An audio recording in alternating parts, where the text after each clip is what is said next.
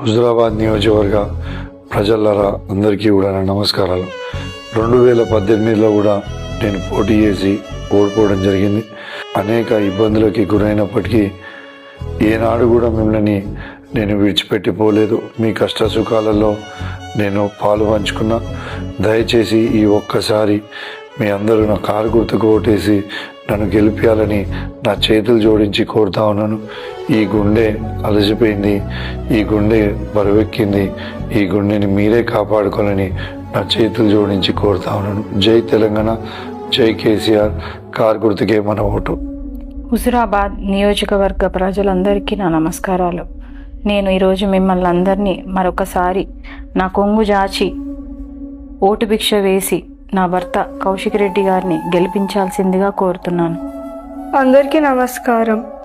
మీ అందరికీ దండం పెట్టి అడుగుతున్నా, ప్లీజ్ మా డాడీని గెలిపియండి. మా డాడీకి